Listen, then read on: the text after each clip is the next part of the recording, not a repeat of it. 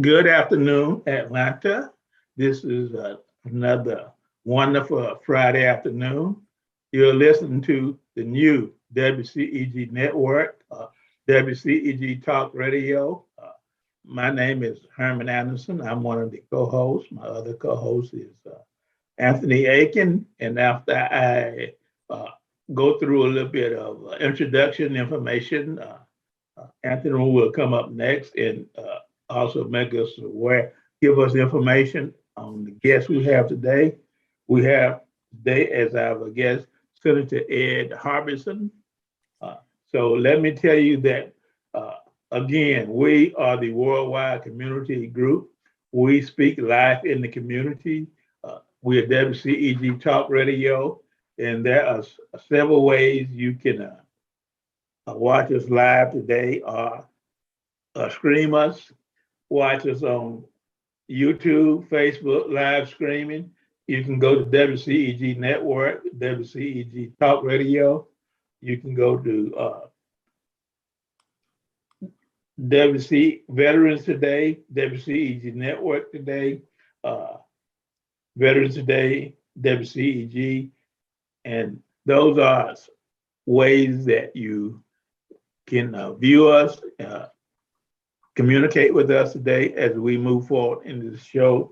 And let me give you one disclaimer.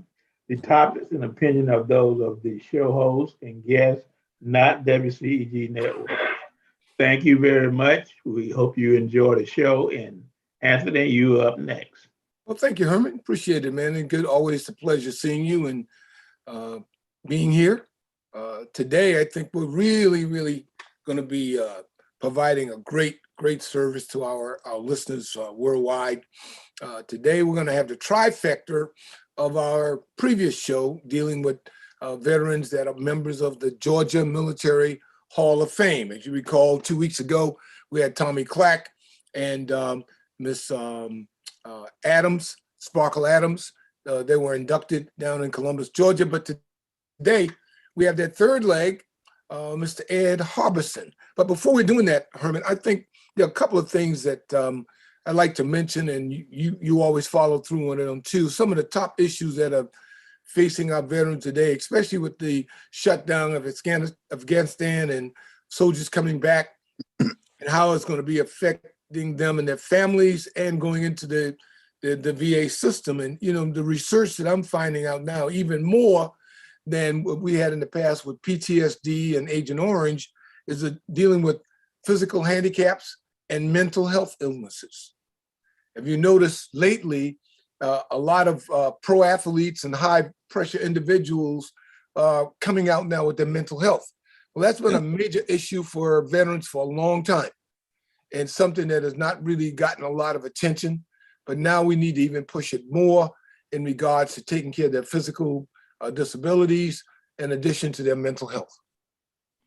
I totally agree. And as we go through the program, we will definitely communicate and talk to Mr.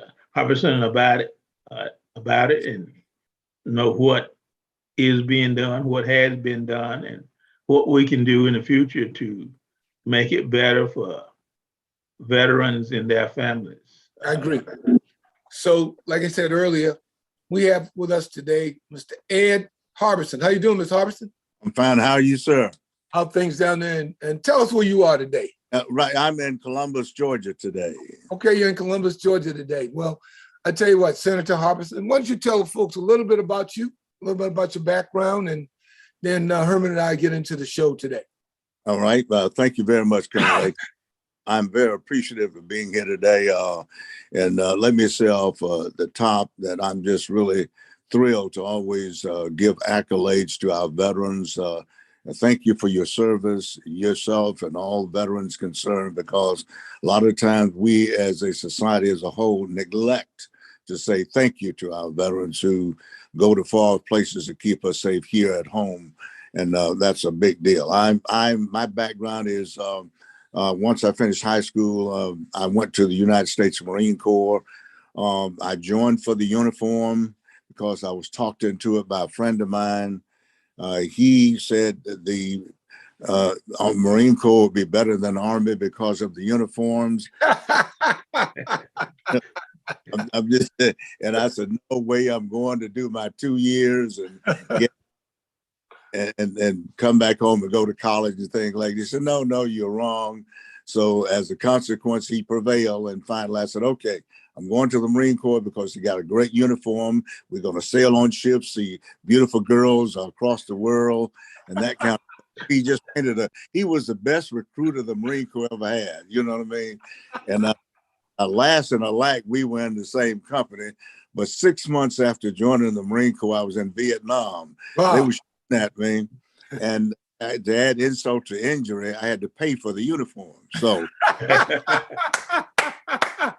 I did get my uniform and I got the cruise all right, but I had an M14. But I did. That's a great story. A story, but the truth of the matter is, we survived. We ended up in combat. I was with the Delta Task Landing Force, March 8, 1965, when the war kicked off in Vietnam, the shooting war, when troops landed there for the first time. I'd been there before, and subsequently I went there 3 times. So after I got out, I went up here and there, but finally landed in Columbus, Georgia. And after doing radio talk shows in Atlanta, Columbus, TV anchors and that kind of thing, I ended up in Columbus, and subsequently I lost my head and somebody said, why don't you run for office? So I did. And so the story started back in 1993, and I was elected to the Georgia State Senate. And I'm honored to serve the 15th Senatorial District. Great constituency out there, great supporters, and I'm just honored to serve that capacity. When I went in, I was chairman of the Veterans and Military Committee, and I've been affiliated with that committee for 29 years. As a ranking member of the Georgia State Senate, I'm honored to serve now what will be 190,000 constituents across the state of Georgia. So I'm just honored to be here with you today and share with you what I can. Background is also I'm a member of the National Caucus of State Legislators, National Returning Veterans Task Force, as well as the Georgia Veterans Returning Veterans Task Force, among other things I do. So I try to make that something that I keep at the forefront. I'm honored to serve. And the Georgia Military Veterans Hall of Fame, started by Colonels Paul Longray and Rick White. They do a great effort in trying to make sure they reach all the veterans who serve our country, who serve other veterans by way of whether their service, whether they did volunteerism, whether they did valor, whether you did either one of those things, service, achievement, and valor, you can be honored for that. You just get somebody to nominate you, and prayerfully over time. And don't give up if you get nominated. Don't get it on the first go round, because usually something like 17 or 18 per year. And they intend to get everybody that they can who did some outstanding work, medals of honor, silver stars, people who help other veteran nurses, and people who did great civilian work for veterans. So the whole shooting match there can get you into the Georgia Military Veterans Hall of Fame for the great work. What you do now, that kind of thing, can get you in there. All you have to do is just, and if you, like I said, if you got in, if you put your name in and you didn't get in the first go round, I would resubmit. So the intention of those 2 gentlemen who served their country, they themselves are heroes. So we want to make sure we always give accolades to them, because what they did is just great. And I never met a veteran I didn't like. So I'm here to help in the way I can. Just give me a call at any time, and God willing, I'll try to be there. Great. That's an awesome introduction, Herman. That's an awesome introduction in regards to what you've done. Well, how you serve. It is an awesome introduction, and thank you for your service. I'm a Vietnam veteran. I'm an Air Force guy. Anthony is an Army guy. So, Thank you. So we covered the spectrum, didn't we? We, we have to let those fly boys go over us a little bit, Yeah, there you go. He's good people. He's good people. Yes, That sir. kind of thing. But let me ask you, from the many, many years of legislation you've had representing your constituency in Georgia and being up here in the land in the Golden Dome, how was the feeling among all of the Georgia legislators about veterans in the state of Georgia? Well, I'm glad to report a great question, Colonel Aiken. I am really glad to report that the attitude of the members of the Georgia General Assembly, the governor, members of the House and Senate is just gung ho for veterans. I mean, we've been part of legislation that give free car tags, fishing license, or ad valorem tax abatement for certain categories of veterans to 100%. So the attitude is there. How can we help our veterans? Whether you're National Guard, whether you're a retired veteran, active duty military, the attitude of the whole set of elected people in that category, from the governor all the way down to members of the House and the Senate and the National Guard. We're just gung ho. We want to serve them. We want to make life good for them. We want to attract veterans who want to settle here at the station at Fort Benning, Dobbins, or wherever they here. We want to make sure that they have a comfortable and great reception when they come to Georgia, because we know that here they'll be received in a great, great way. Excuse me. Now, let me ask a follow up to that. Sure. I have a veteran group, and we help veterans. And our vision is to help veterans get their benefits and understand their entitlement. Yeah. And doing that, I have some thoughts is that our veterans don't ask for enough from in Georgia, don't ask for enough from the state legislature. What's your thoughts on that? Well, look, I would take your scenario and say, look, educate them, tell them, say, look, make sure you ask the legislature about this particular. In other words, say, for instance, it used to be in Georgia that we had if you had taxes on your retirement income in the state of Georgia, that was forgiven. No, you didn't pay taxes on that. The civilian part of the federal employees took us to court, that is the state of Georgia, and sued to get themselves included. And because of the cost of that, the General Assembly turned it loose. Now we've been trying to figure out for the last 20 years how to go back and put it back together so we can accommodate both the federal employees and the military employees, if you're on civilian employees, I'm saying, and the federal. So the bill has been introduced now, and I did about 3 or 4 myself.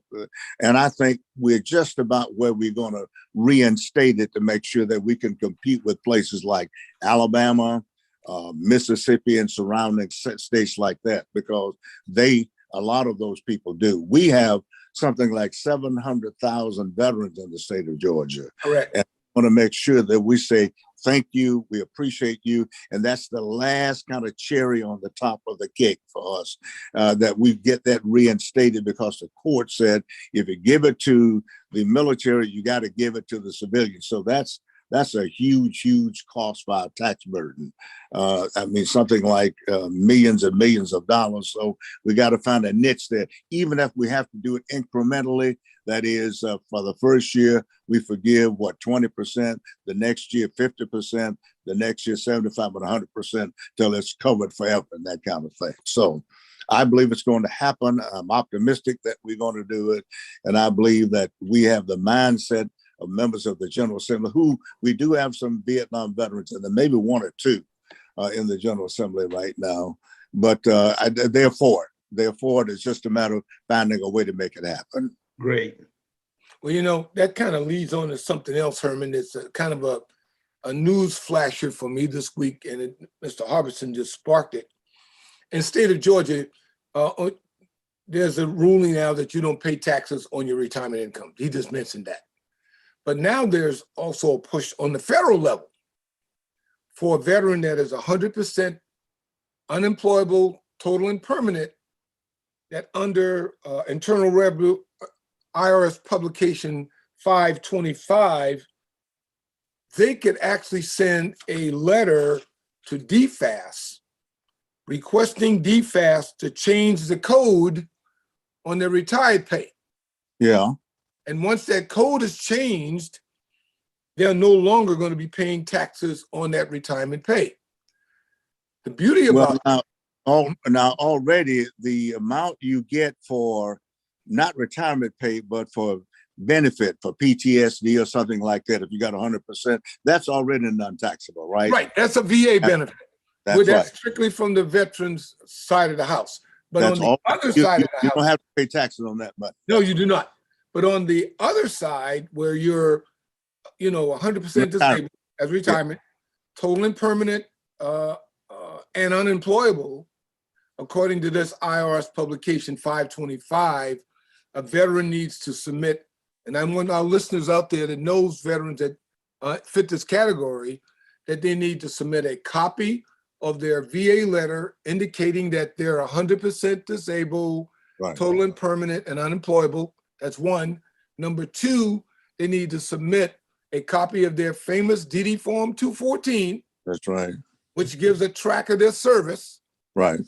Number three, they need to submit a W-4 form. A W-4 form, fill out only the first two blocks, your name, address, etc. Skip on down to sign it and date it. But on the exemptions line, put down exempt military pay based on disability. Right. You can. And that would cover both the VA pay and the military. It would cover everything that you've done. Yeah. Right. But the key factor that I want our listeners to understand is DFAS, Defense Finance and Accounting System, will go into that veteran's record and change the code on that veteran's retirement pay, which is key. And Herman, for your organization, I know that you have many veterans that fit that category, that 100% total and permanent and unemployable. And once they submit this either by fax or they can submit it, through the mail, and I'll give everyone the address for that. Okay. The address is Defense Finance and Accounting Service, or DFAS. Next line is U.S. Military Retired Pay. The next line is 8899 East 56th Street. Final is Indianapolis, Indiana, 46249-1200. So Herman, I'll make sure too that we'll put this on our website and our Facebook page so individuals can go and take a look at that, because this is monumental. This is monumental.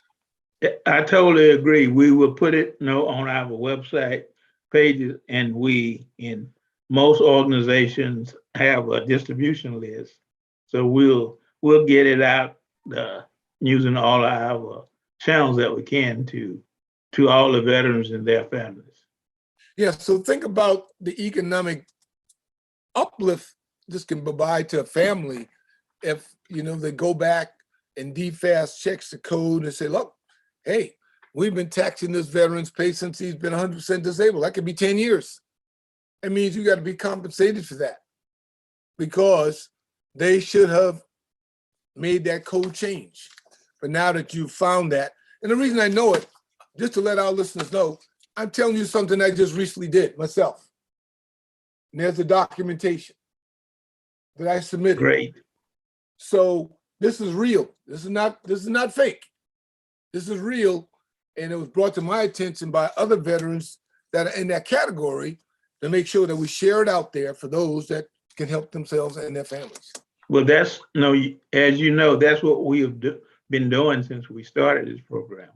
We we present real information. We get it out to our veterans, and we have some very good results for people who have followed through and got good results from what we provided. So we'll keep doing it. Very, very good. You know, I want to go back to Senator Harbison in a minute. You know, one of the biggest advocates in the state of Georgia in the past 20 years has been Senator Isington, Johnny Isakson. And you know, at one time, Johnny Isakson in his office, in his position, was a very, very big proponent on suicide prevention. And he's now since retired. Has there been any sense among your colleagues in the state, since we have a Senator Isakson being from here, and making sure that suicide prevention of veterans is also a very high note on their checklist? We can't hear you. Muted. I'm sorry, I had my mic muted.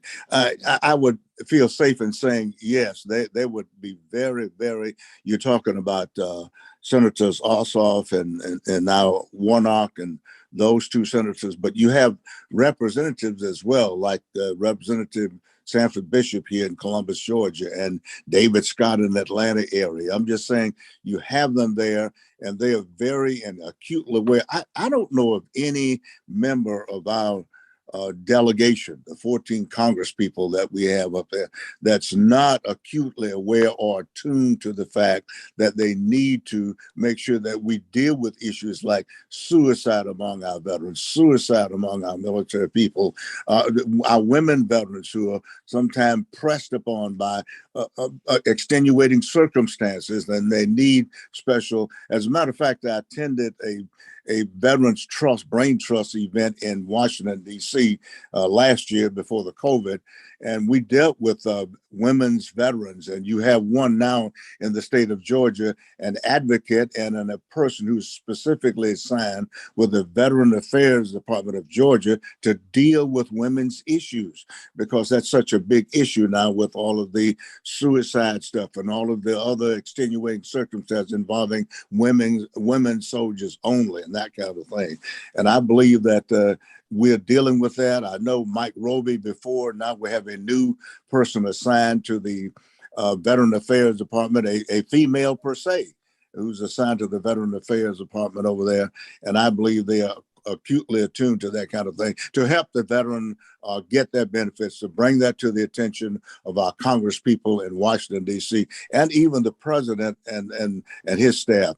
I think they're open to it. I've had several conversations with our U.S. senators, and incidentally, I did serve with Johnny Aiken, very capable senator, very good friend, and he was acutely aware of it. And that was his acutely aware of that, and that was his committee. And you have other members of our delegation who are members of that committee. And I know, for instance, Sanford Bishop would be a person from our perspective, and David Scott in that, and Hank Johnson in that area, and others under Kima Williams. And I'm just positive that they would take that ball and run with it. I have I want to stay dealing with the Georgia Department of Veteran Services. Yeah.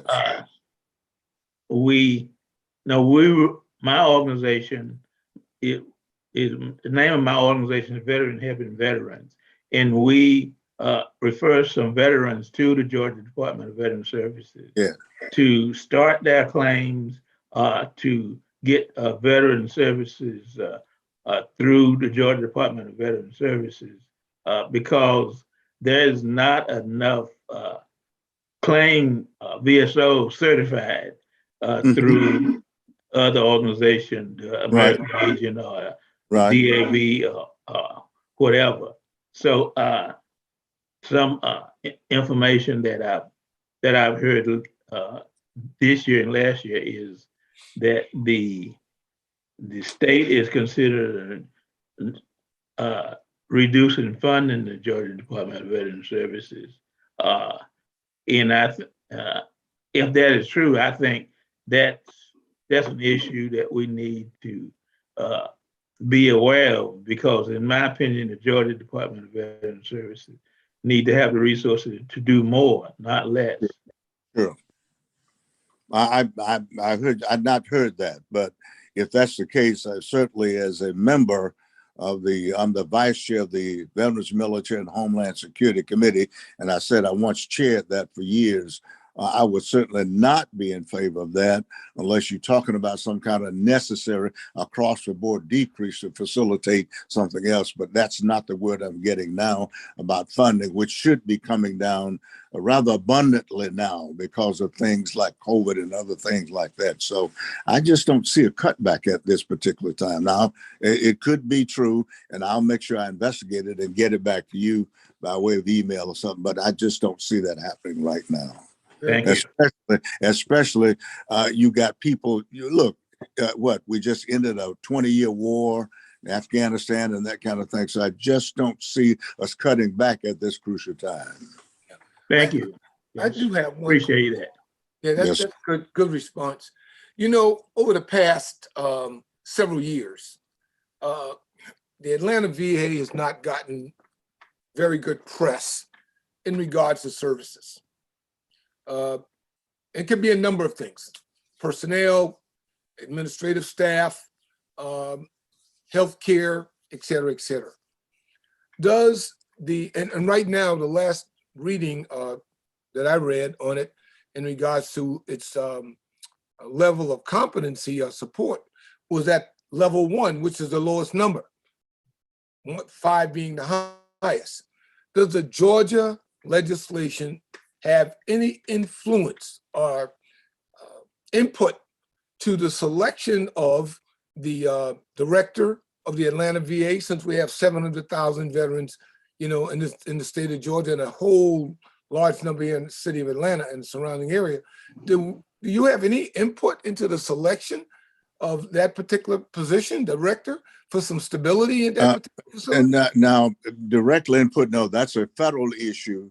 And clearly, we would be more than happy to, you know, voice our opinion about that. But having direct influence on that, we just don't have it.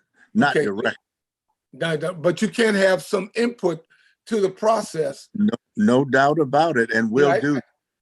I think that's something that's really needed, because in the past 5 years, we've gone through a number of incidences there in regards to the staff, in regards to patients, in regards to, you know, overall operations of the VA. And as a person that goes there quite often, it's a concern. It's a vital concern about healthcare, and it's a vital concern about leadership. Well, so, as I share your concern, but you know, other than, you know, urging letters and urging influence, that kind of thing, we don't have a direct oversight of that like our Congress and U.S. senators do. Okay. All right. Okay. All right. So in regards to this past legislative year, was there anything that you can bring to our audience that was a keynote or victory somewhat towards supporting the veterans in the state of Georgia? There are several pieces of legislation. I was trying to find my list. Almost every year we pass legislation benefiting veterans in one way or the other, whether it's license. Now all veterans who served in the state of Georgia, who come to the state of Georgia, get free driver's license, that kind of thing. And we expanded that scope as well. If you served in the military, you don't have to be from Georgia. You served in the military, you're going to get that license if you now reside in the state of Georgia and that kind of thing. But there are some dozens and dozens. What I will do, make it available to you so you can, you know, put it out there for your next show, so you can highlight and mail it out to your mailing list. That's very, very, very, very good. That's very good. Herman, you have a question? Yes, coming up.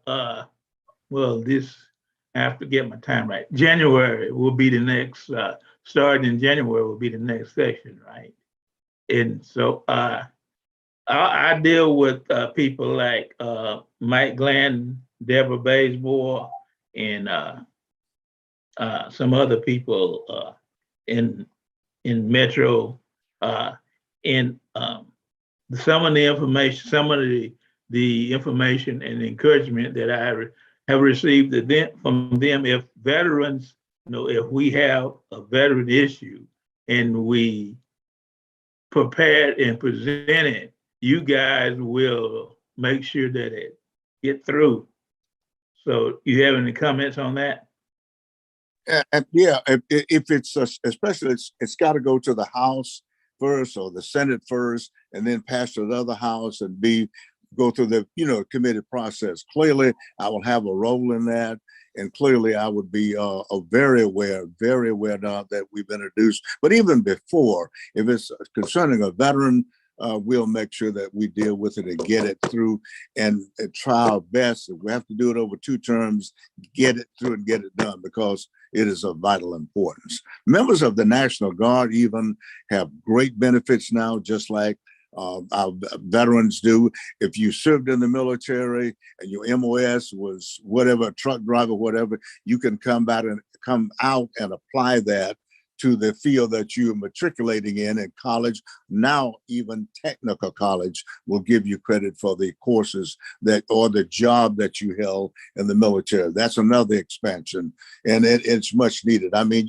the list goes on, and it's a bunch. I'm talking about hundreds of bills and laws that we passed over the last decades, I should say, to benefit veterans in the state of Georgia. Well, that triggered another question in my mind. Is the state of Georgia has a lot of resources for veterans, even if you come out and you would like to go to 2-year college or whatever.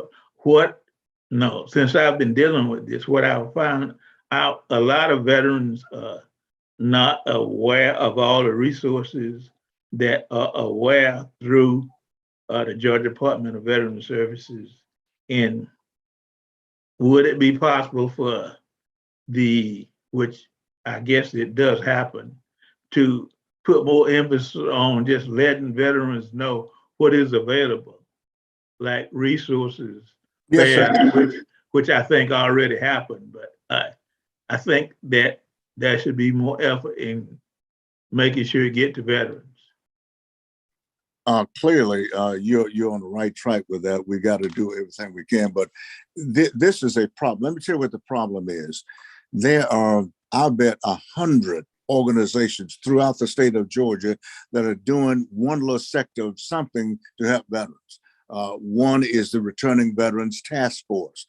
It's a consortium of people, colleges and businesses that meet once a month at the Pete Wheeler Building at Twin Towers in Atlanta, Returning Veterans Task Force, to sort of channelize and give the veterans the information they need in order to obtain jobs, apply for jobs. We have laws now that saying if you got a spouse, they are in a certain field, they'll be given certain benefits and privileges because you come to Georgia, you're with a veteran or you're with a military person. Well, guess what? That person they're a doctor or they are air condition repairman. They can go and be automatically on the job and accepted because they have come with a veteran or active duty person to the state of Georgia. So those kinds of things, it's a bunch of them happening in Atlanta.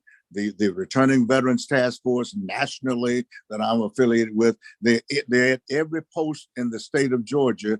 When they ETA, they get ready to get out, what they do, they go to a class and they're given this information for them in order for them to be given the right direction to facilitate driver's license. There are a lot of guys who want to be truckers. We're setting up an operation now in Columbus, Georgia, where they can go to trucking school and get their license and just on and on, because they make good leaders, they make good drivers, they make good workers, and everybody's gearing up to make sure they can accommodate that desire of the person, man or woman, who's getting out of the military and entering into civilian life. They're whether they want to be air condition repairman, go to college, whatever they can do. They can say, look, you can get this much credit for going to college. If you want to be a truck driver, you can access this point right here. And it's a huge spectrum of things that's listed right now. And the Veterans Department is part of that. They have the whole meeting, which I'm a part of in Atlanta once a month, getting together with these colleges and businesses in order to put the information out to the military. You got a military representative from Fort Benning, Eddie Perez, who also is part of it, to make sure that we're getting the word to Fort Benning as an example. So it's there, and it's just it needs to be rather put out to the general public over and over again. We talk about this over and over again. The biggest thing is you got all this information, all of these efforts from different organizations, and it's not getting out far enough from the center. Those spokes are not being utilized enough. And even if they are, for some reason, they're not getting to where they need to be. And there's just this big push to make sure we get it out, because I think there's some goodwill there. I know there's goodwill there for people who want to help our veterans readjust and get into civilian life and become productive. It's there. It's just a matter of people getting it, listening to it, whether it's on radio, television, newsprint, whatever, the email, it's there. So we got to do a better job of trying to get it out there in the media some kind of way so they can pick it up and utilize the very vital information that will dictate how they will live the rest of their lives. Yeah. You know what? Super. This pandemic scenario, COVID-19, that started back in early 2020, has really affected the world. It affected veterans also, to the point that a lot of folks went on governmental assistance aid and have not returned to work. As a result of that, we're now seeing the backlash of that by individuals either making a choice of not to get vaccinated, or the ones that do get vaccinated don't feel comfortable about going back to work. And as a result, we're now having a major supply chain problem. So I'm saying to those veterans out there that come from a logistic background or driver background or something like that, if you're willing to work, I would strongly urge you to take a look at opportunities in the logistics field, in the supply chain management field, because companies want competency. What better competent person they can get is a person out of the military who's had thousands of hours of training and millions of dollars of training to get them at that point. So now transverse that from the military into the civilian life. And if you have the opportunity with that background to get into the supply chain management, to get into the logistics train, because they are begging. I had one vendor to tell me yesterday, I have items down in the port in Savannah that's been there a year. I've been waiting on them, but I can't get them because I don't have any drivers to bring them up. So just think about that across the country on how this pandemic, yes, it's a bad deal, but if you get your inoculations, get your shots, get your boosters, and there's that opportunity to get into logistics and supply chain management, go do it. Yes, I totally agree. And once again, I can't say this enough and emphasize this enough. You have technical colleges across the state of Georgia. In Columbus is Columbus Technical College. We meet monthly, we meet weekly, and the whole focus sometimes is on how do we let the veterans know that they can get scholarship money. That's even available for technical colleges now. They can come out and get paid to learn how to drive these tractor trailers and things like that. And they're just gearing up to put these things in place. But there are programs already there in order to benefit them, especially in military town. Columbus is a big military town. We love our veterans, just like I'm sure the rest of the cities do across the state. The word, once again, is getting the word out so they can hear it. And I can assure you, I'll wager that people out there at Fort Benning and other military installations across the state, they're putting it out for the people who are leaving. And it's just, for some reason, sort of like it's bottleneck. like that supply chain thing, but it's getting to them, and hopefully we can get enough information going, enough energy there to make sure that they can access that. Say, look, I think that's not a bad career. It's a good career. I mean, you wouldn't believe the pay that they're offering right now. Oh, unbelievable. Unbelievable pay. Well, out over again, I would be re-examining what I'm doing. I mean, it's there. The money, people are just begging for people, whether they're truck drivers, whatever the occupations are, they're ready to pay you and get on board. And sometimes they pay you to go to school. Let's go, veterans. So thank you, utilize it. Let's go, veterans. Well, I totally agree. Right. And what is what you said earlier is there's a lot of opportunities where veterans, even veteran family, could be in Savannah, Augusta, or been in wherever, Warner Robins, in that area, that you have people that are really unemployed in those areas, and for some reason, and the information is there, there's the connection is just not made. Yeah. And it's not anyone's not trying. Everybody's trying, but it's still not getting there. Well, you got to overcome the fear of the COVID. That takes, like turning a ship around. It takes time for people to get prepared, inoculated, properly vaccinated, I should say. And I think once we do that, and it calms the water somewhat, and people get their boosters, whatever they need to face whatever's out there in order to earn a living for yourself and or your family. I think once that happens, and we'll start growing at a galloping rate like we were prior to the COVID, it's just BC was cooking, but now we got to do with AC after COVID. So we got to put it together and try to make it happen. And I think shows like you're putting on right now, letting people know that help is on the way, that help is there. If you want to utilize it, go talk to a veteran organization. Just contact the Veteran Affairs Office, and they'll put you. I mean, they're clearinghouse. There are hundreds and hundreds of people, veterans who need homes, veterans heroes who can't get the houses fixed. There are organizations that will help helping our heroes, houses for heroes here in the Columbus area. I mean, they're all over the place, but the word, like you say, is not easily received. Either it's just not getting to some people, and we got to figure out better ways to get it to them. Yeah. Thank you.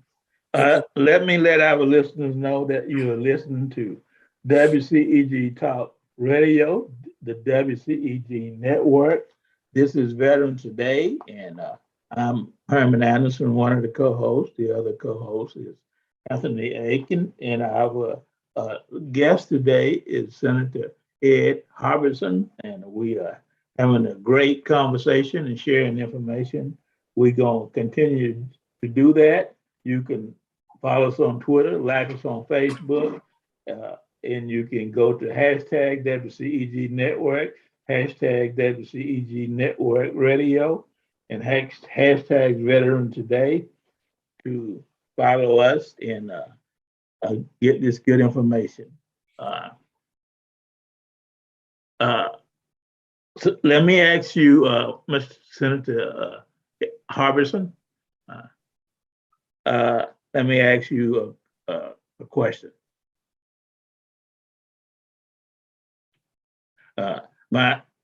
Today, what would you like to share with the audience that we haven't asked you?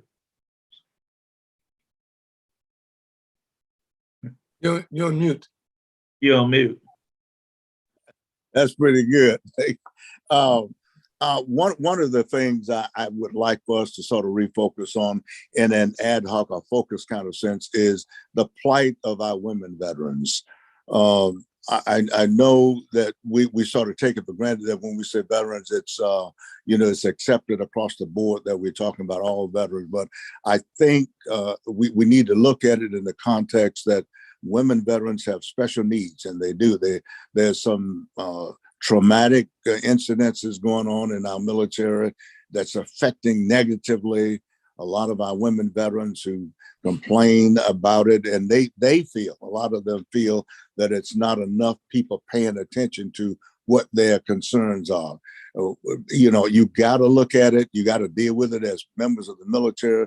We don't believe in leaving any man or woman behind, and we need to bring us along to solve that problem, to make sure that we help our veterans. If you got a PTSD problem, if you got a problem you think you've been neglected, we can write letters. We can garner our forces together, men and women, and say, look, listen at these veterans. We don't need to have this kind of thing going on where they feel they're not being promoted. But look, you got brigadier generals, you got generals of women generals now, admirals. We've had it across the board, and we got to recognize the great advances they've made. I mean, great advances.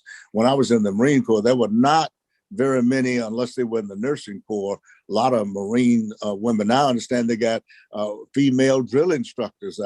I said, you do what? I was just amazed that I couldn't. Had a friend of mine in California call me and said, Ed, we got a new neighbor, and she is a retired Marine Corps drill instructor. I say, what? So I was just amazed to see that. But it's a changing, evolving kind of thing that we need to get ready for. But along with that, there are peripheral problems, and we need to be able to meet it head on, look at it, and evaluate it, and try to come up with positive solutions to help a United States Marine Corps, Army, Navy, Air Force, Coast Guard veteran. And I think we're all willing to do that because we know if a veteran served their country, they deserve respect and the help that a country can provide. That leads me into something too, what you just stated about the respect and service that veterans should expect for the services to their country. I don't know if you recall, but back in September of this year, there was breaking news in the AJC in Atlanta about the number of veteran files that were found in the basement of the VA hospital and had been there for months. I think one record had been up there for 8 months without being reacted to. Of course, the response was lack of personnel affected by COVID, et cetera, as you said earlier. But now the pressure needs to be ranked up a little more because we don't want veterans to die who should be receiving compensation and benefits for services rendered to the nation. And the excuse of not having enough staff there is not acceptable. Not over an 8 to 9 month period did you have that many records. That's right. And that's not records coming in every other day. So just think how that compounds, and that takes us all the way back to President Obama's administration, when Herman and I report on the catastrophes out at the Phoenix, Arizona VA, the San Francisco VA, the Baltimore VA. We can't have a recycling of this. That was terrible. And to see that story break in the AJC in September of this year, it's just horrific. And then we hope to use this show as a platform to keep pressure on the administration over there at the VA to provide the services that the veterans need. Yeah. You know what, Colonel Aikens, I think if we treat every person, if we treat every veteran like we would our family member, our mother, our father, our brother, our sisters, our aunt, our uncles, if we treat people like we want to be treated, and I know sometimes the public can be trying, but you volunteered or you getting paid to do that. So you gotta put forth a decent, honorable effort in order to solve those problems, not try to shirk them by throwing this stuff away or hiding in a basket, throwing the mail away because you don't want to do it or because you're pressed or you got too much on you at that time. You've got to look at it like I took on the job. It's my task to do it. And so all I can do is the best I can do. And if you put forth the attitude and the effort to match with that, I think we'll solve a lot of the problem. We don't have to throw money at it. It just make people aware to say, look, I don't care how low you are, whether you're a GS1, a GS2, a private, or whatever, the lowest, the person in the company, or you sweep the floors, your janitorial. You make a difference in the way you receive the problem and how it comes out. For instance, I was in a building the other day and I was asking for direction, and the person was some kind of, big time employee. He took time out to walk me exactly where he was pointing me to go. He didn't have to do that. He could say, go down the hall to the left and right, but he showed me. That's who cares about the job, who have feelings and understand that each one could reach one by caring for one, and the love you put out comes back at you. We got to do that. We got to put more love out there, more understanding, and take away all of this ugliness that's just bubbling up at the surface because it's the work of evil. And we don't need to embrace that, because if you do, it multiplies and you sink by its own weight, because it's not going to rise. Only thing that's going to rise when it's crushed is truth. We know that. Now, all we have to do is make sure that, look, remember what your mama told you. If you can't say anything good about somebody, don't say nothing. I mean, just let it lay. And if you can help somebody, reach out and touch somebody. I think if we multiply that, if we get that feeling just going across America and just exacerbating and blowing up and just exploding around the globe, we'll have less problems in Africa and in Asia and Afghanistan. I believe have people teaching good lesson and not ridiculing somebody. Well, he went to Tuskegee. He didn't go to Alabama State. I don't like him. I want to beat those Golden Tigers. Fun lesson to deal with, a nice competition thing you can deal with, but you take it when you leave the field, leave that competition thing. Yeah. When you see the Golden Tiger person with a flat tire, you go out there as a Hornet from Alabama State and help them fix the tire. Just get over yourself. Get over that thing and do the right thing in spite of yourself. Herman, now you understand why Mr. Harbison has been there over 100 years in the Georgia State Senate. And not only that, his tag, the most trusted state senator in Georgia. That's his tag. So it's when I read your site and I saw that, and now even having this great quality time with you and my good buddy Herman, we can see and our listeners can hear about your integrity, about your tenacity, and about what you really care about. So Herman, for me, this was like, I'm gonna go out and hit me a hole in one this week on the golf course. I believe you, because you believe it. And I don't want to think it. Look, I'm just a human being trying to make a difference. I make mistakes, but the idea is if you make a mistake, correct them. Admit you made the mistake. Don't worry. Look, I'm not anybody to tell you I'm perfect, they're lying. You know what I mean? Include me. I thought that about me was my mama. My mom would always tell me, son, you are a good son. So, I'm going to ask you a question that we only got about 5 minutes left, and just take a couple minutes of it. Then we'll close. We know there's over 700,000 veterans in Georgia. We know veteran vote. What? And on this show, we have had quite a few elected officials, and we have a variety of guests. Sure. But my question is, what are your techniques or styles to keep getting veterans to vote and to keep them to be involved in the Georgia system each election cycle? I think that a core, a small contingent of this veterans. They want to be heard. They have leadership skills and they want to be involved. They even want to run for office. A lot of them are in office in the General Assembly. We have Navy commanders. We have 2 or 3 naval people in the 2 or 3 Army officers, African American and otherwise. Retired Colonel Mike Dugan, Lester Jackson is a retired Navy officer. Those kind of things just go on and on. So they're already involved in it. All you have to do is let them know, look, we need you. If you can help me garner votes, if you can help me do anything to take the proper message forward, help me with it. And I think if we just reach out to them, let them know they are welcome.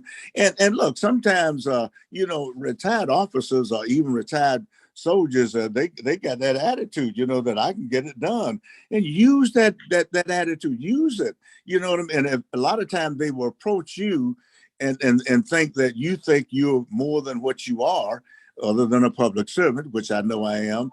Sometimes they get that wrong. And just if they would approach you and say, look, and I would say, hey, I need help me out, show me the way. Because remember, when we worked at some organizations, they would always ask the newer person, can you see things that need to change here? Do you see some changes that could be made to benefit us, to make our do a job better? Because they got fresh eyes on it. And I'm always like that. I'm willing to listen to any and everybody who have great ideas about how to make things work better, how to make people live better, how to make people get along better. I'm willing to do that anytime, any place. And I don't care whether you voted for me or you didn't vote for me. If you approach me the right way, I'm going to react the right way, and that is reach out with love and understanding, because that's the only way we're going to get somewhere. So anyway, I appreciate what you guys do each and every day, and I appreciate what you're saying to the veterans out there, and keep that alive, because it's so meaningful to a lot of people who sit around World War II veterans who don't know they have benefits and have never applied for them. Those are the kind of people we need to reach out. And a lot of times they just don't want to be bothered because they think your bureaucratic burden or the height they're trying to get over that hump is too great. Let's dispel that, get them some help, and let's get America back on track to make sure we are reaching out to everybody and all the veterans who served our country. We love you. We care about you. And if you want to give me a call, just give me a call at 706-687-3899. Thank you. I mean, that's a good commentary. That's a heck of a commentary right there, and I know, just speaking on behalf of Herman and myself, we just greatly appreciate you taking time to share your wisdom and your background and how you're helping veterans in the state of Georgia. And Herman, this has just been a great show. It's been a super show. As we run out of time, you want to do what you normally do? Well, we can't close without giving a lot of kudos to Penny Rogers for her vision for WCEG Network and the family of other commentators on this show going on 6-7 years now. And of course, Ms. Vivian Gray, our technical production director, who makes sure that we're on target, on time, and doing the right thing. So that's why we're called a WCEG Network, Mr. Harbison. We're a family of dedicated individuals. We don't do this for pay. We do this for love. Love it. We just want to say thank you, thank you, thank you, thank you. Herman, why don't you close us out? Thank you. And also, Vivian is a veteran, Army veteran. So we are all military. And with that, we want to thank our guests and the co-hosts, Herman Anderson and Anthony. We will be back next season. And thank everybody today. We thank our guests, and everybody have a safe weekend. Thank you. Same thing. Great. Happy holidays to you.